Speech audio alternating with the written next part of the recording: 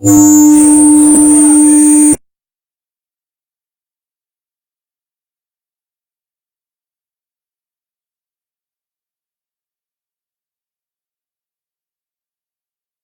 this morning. He has great memories from here in Newport, and we're glad he's back to make some more in 2021. Jonathan Erlich. He is a former world number 5 in doubles. He is an Australian Open champion, and most importantly, you're a 2-time champion here, and you even got another final in Newport. It's great to see you, Jonathan. Thanks for having me. As you said, great memories every time I'm coming here. Everything coming back, all these memories. 21 years ago since my first time here. Yep. So it's a long way back. Amazing. Well, you're 44 years old. You've been doing this for quite some time. When you think back to 20 plus years ago when you were here, what are the memories that come to mind? Well, I remember coming here with Erlich. I came to play qualies, and I was on the stage. I said, okay, I will come with Erlich when he's coach, just to be with him a little bit, because he was a great friend of mine. And on the way, we said, okay, we get in doubles, so let's play doubles. I play quality singles. And from there, we started winning and winning, and suddenly we found ourselves on the finals, and it was really amazing thrill for us. First ATP. Back then we were still young, so it was amazing for us. As you said, the first ATP title, so it was really nice. And that was the start of some really big things for you. I mentioned your Australian Open title. What is the experience like of being on one of the biggest tennis stages in the world, holding up that trophy? Well, it's amazing. I think like every tennis player says, it's a dream that you, as a kid, you watch it on TV, you think, wow, I wish I'd just be there and play there, and even to visit or just play. And once you get into this career and suddenly you find yourself a Grand Slam champion, I think is amazing. You feel like on the top of the Olympus, and it's really great achievement for me, great achievement for my parents. I know it's something to give them proud as well. And now I'm with my kids, so maybe, I don't know, in the future, maybe they will have a trophy as well. Yeah, we certainly hope so. We're going to talk a little bit about your son soon, because we've seen him here many years practicing with you on the tennis court. But I'm curious how you first picked up a tennis racket. Was it your parents' influence? Obviously, it was my dad's influence, not because so much about tennis specific, but my dad loves sports, so every weekend we will go down to our neighborhood, play soccer, play tennis. And there was a teacher that teach tennis for free every Saturday and Sunday mornings. So we start the day like at 7 a.m. just to go. I was 3 years old, and I started pick up the racket and really enjoy it. And my dad said that I was really good in it. And at age 5, they already signed me to one of the biggest club in Haifa, where I grew up. And yeah, they didn't really want to accept me in the beginning because I was really young, and they started to at age 7, I think.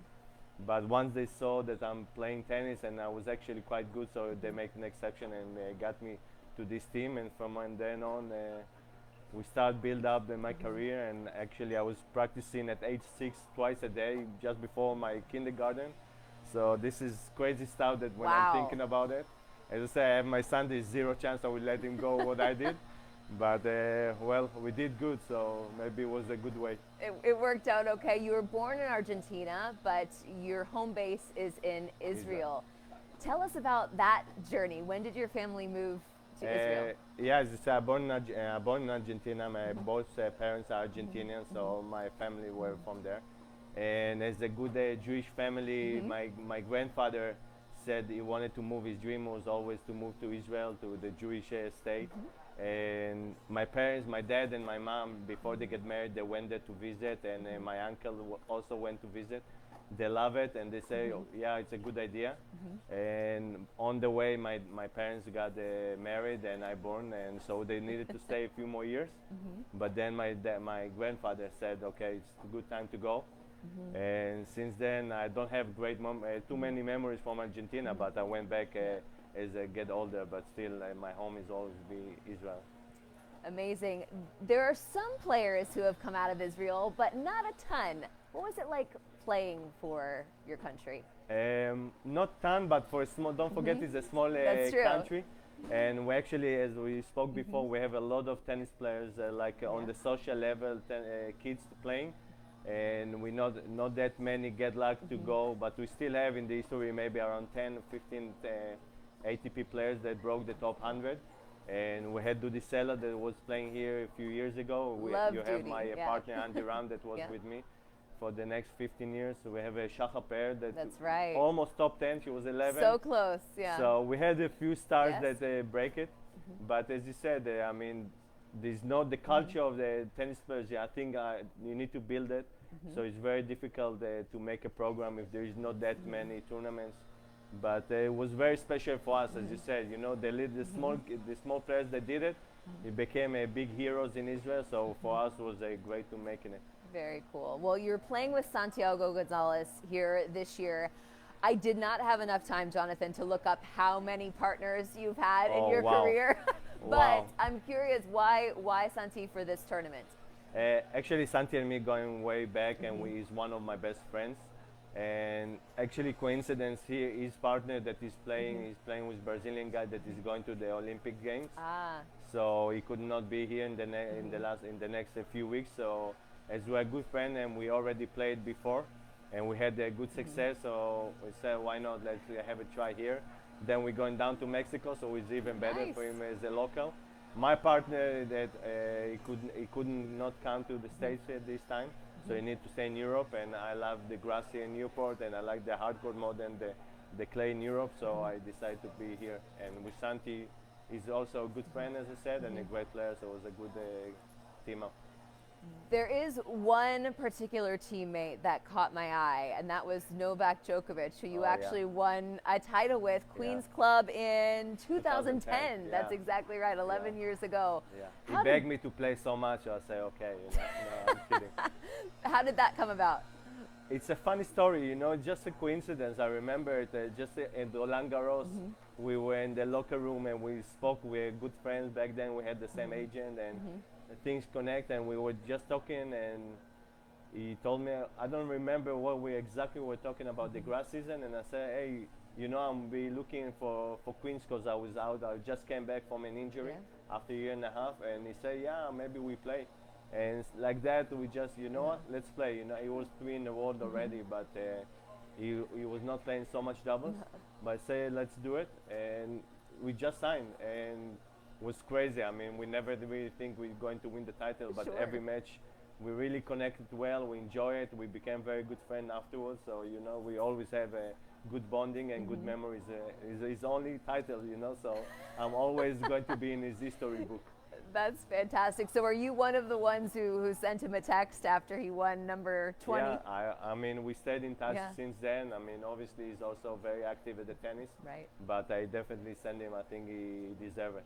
Fantastic. So, what in the case of that, where you are the more experienced doubles player, In this team, in that team so on the it's doubles funny court? because I think the first 2 matches I was definitely the most dominant one because he was still, I think, out of the doubles Right. rhythm. So I was taking the deuce points and the returns. You know, it's funny when you said because Djokovic, if not the best returner in the game, definitely one of them. Right. So, but he was still a little bit struggling to find the rhythm, especially on the grass as the first matches. But as the week go, from the third match, I remember him saying, "Okay, I'm there. I'm taking the deciding points." And so, you know what, take it. I will not argue with that. And it was actually working very well. We had the great matches and some great victories there. So, very proud of it. That's fantastic. What do you think makes a good partner? When you look back at all the partners that you've had, are there qualities that are consistent in the best people you've played with? I think it's many different things. The goal, I think, I really believe in karma. And I think the karma and the chemistry in between the partnership and the team make a lot of, I think, the X factor. Yeah. That was my experience. I play with great players, but I felt that the chemistry is not there, even though we were off the court really good players. But on the court, things didn't really good, and like the energy is not the right energy. So I believe in it. I think maybe other guys will tell you that I really believe in karma. I felt like if I feel comfortable with the guy, maybe even if he's a less quality player, but I feel I can do very well with him, and this is success. I think with Andy, my partner that we played 15 years, that I won the Grand Slam, we probably weren't the best players around there, but together as a team, we were much stronger than individually. and that would make it a very successful team. Very interesting. So, in terms of your demeanor on the court, what makes the karma good? Do you like to laugh? Do you like to? I like to win. Do you First. like to win? When I Okay, win, I fair. laugh, obviously. Yes. I'm not sure exactly. It's something, but definitely make me relax, and I know to trust my partner, and I know my partner trusts me. And I feel that when I'm down, he's there to lift me up, and open the vice versa. And that I think is something very important, and not like two individuals that play, especially in the beginning of a partnership that nobody still know each other, and each one have his own craziness. Yep. So we need to know how to figure out how to join force together.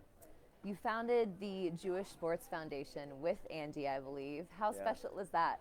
It was very special. Unfortunately, it didn't left up as we wanted. We didn't put so much. With the first 2 years we tried, and then each one have different things. I got hurt, and I had my surgery, so I need to step back, and suddenly I had the kids. So things. That changes things. Yeah, Yeah. so it was a little bit. We got lost on the way, and unfortunately we didn't really develop it as we wanted the last 15, 20 years. Yeah, but it's a great initiative. It was a good idea, a Yes. great initiative. Yes. But yeah, as I said, things sometimes take us different ways. Absolutely. And I wanted to ask you, we have your son Amit here. I don't know, Amit, do you want to come in for a second? We'd love to meet you. Smile, I mean, come, you live. come on over. I have seen this guy right here on these tennis courts behind us so many times throughout the past 5 or 6 years. You're now, I feel like, maybe 2 How more old are years. you? You'll be taller than me. How old are you? 12. 12. Yeah. And what's your favorite thing about tennis, Amit? My favorite thing to watch my dad playing. Playing with Yeah. your dad? Yeah. What a great I'm impressed about answer. his English. You know, I was worried, but his English improved so much. Very, very I good. think that's a secret of me because, as you said, I'm 44 years old.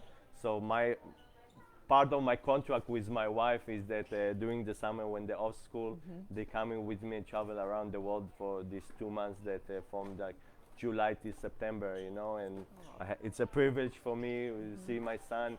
My daughter, she's not into tennis so much, she's a little bit younger, but at least they are around me, and it's give me so much confidence, and maybe a little bit less thoughts about them being home, and it's give me a lot of strength. So see him watching me, and it's something really special for him and for me.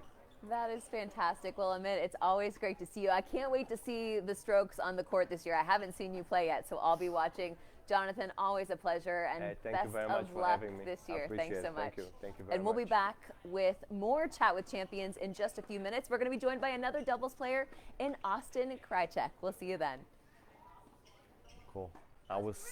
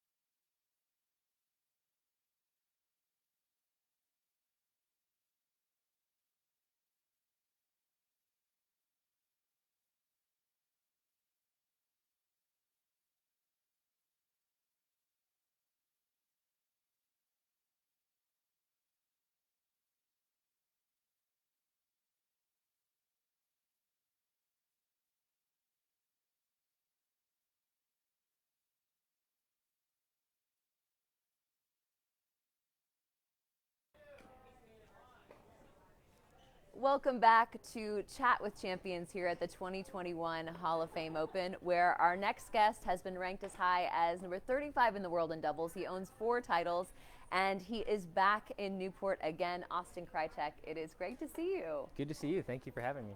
All right, what do you love about this place? Let's just start off. I mean, Yes. what have you over here? It is. It's tough to beat, honestly. It's one of So but sad. yeah, it's just cool to play on grass in the States, and there's so much history here, obviously. But I think I had my first tour event win here in singles many years ago. But so I have kind of a special connection with that, Sure. and just feel at home. I mean, it's the summer, everyone's in a good mood. People seem to be on vacation or something. So good seafood. So I love being here, and it's Good always one of stuff. my favorite tournaments.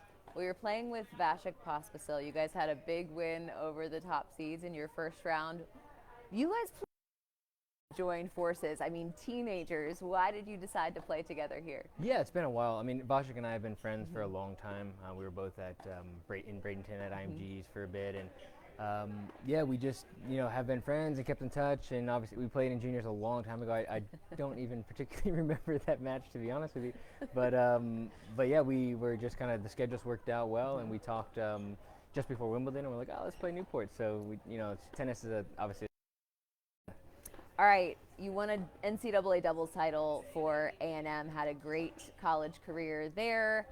Why did you decide to go on and play professional tennis after? Was that always the plan, and was it difficult to decide to go to college first? It was. It was always the plan to play pro. I think that was the goal when I was a little kid. And it was a bit of a tough decision to go to school. Initially, I was on the fence a little bit. I had some people telling me to go pro directly, and for me, physically and mentally, I think to deal with the tour week in, week out. But so going to Texas A&M was one of probably the best decision of my career so far, still, and I loved it. I mean, college is I think one of the best times of anyone's career, especially in tennis, because it's such an individual sport. You don't get a chance to be on a team really at all, except Davis Cup and maybe Olympics a little bit. So it's very rare, and I think that that's what makes college so unique and fun for everybody. What specifically was the biggest building?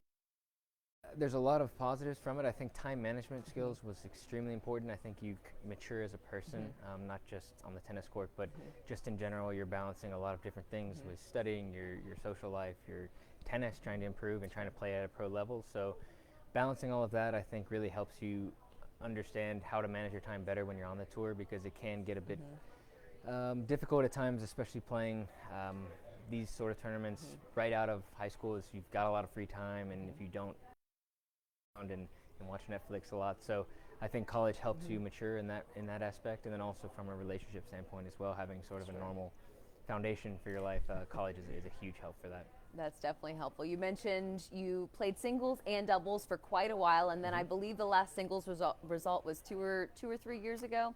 Yep. Why did you decide to make that transition? Yeah, it was a tough decision. I played singles for 7-8 years, and then 2019, I believe, was my first full year playing just doubles. Decided that I would focus on doubles just at that point, and I thought that my skill set maybe matches that a bit more, and I could be a little bit more relevant in some of the bigger tournaments, and maybe make a push at some of the Grand Slams and stuff. And I felt that would be a bit more to my goals. As singles, I would have had to drop back into some of the futures and lower challengers, and kind of grind my way back for a few years, and it's not always easy to pay the bills at those tournaments. That's such an interesting point that you make, because people don't think about, if you're, that's definitely a challenge. In all of the partners that you've had, I was just asking Jonathan Erlich about this, who at 44 has had a few more partners than you have. Yeah. But in your experience, what makes a good one? Yeah, I mean, I think it's changed over the last couple of years. I'm really good friends with Rajiv Ram, who's obviously had a ton of success here, especially, but all over. He just made semis at Wimbledon. But we've had some discussions about that, and I think for me now, playing on the tour for a couple more years in doubles specifically, I realized how important the relationship than your spouse or significant other. So it's like a relationship, and if you don't get along really well off the court with them, it makes it pretty difficult. So I feel like some of the intangible things are just as important as obviously being a great player and matching well on the court. So I am guessing there are going to be some recreational doubles players who may watch this. Is there one extra good bit of tennis doubles advice that you can pass on? Yeah, I mean, there's a lot of things, Sure. Is but there? it's the really good play, especially on the tour. The really good players from the exceptional players is movement without the ball. I think the good doubles players are so efficient without the ball, so they can make their presence felt at all times. So obviously, when there's 4 people on the court, you're not hitting the ball all the time. So what you do when you're not the one hitting the ball makes a big difference in the way that your opponent feels pressure, how your partner feels Right. coming forward, and so forth. So I think that's a huge part. And then obviously serve and return, it's a bit cliche, but those are the two most. If you can take care of your serve, then you'll get plenty of chances on the return. But I think those 2 shots in particular are the most important for sure. Makes sense. In your professional career, what has been your favorite tennis memory? That's a great question. There's been a bunch. I feel like U.S. Open, the quarterfinals that tennis and I had was a really cool tournament. I remember that. Yeah, I believe I was out on the court for that at one point, maybe on Grand.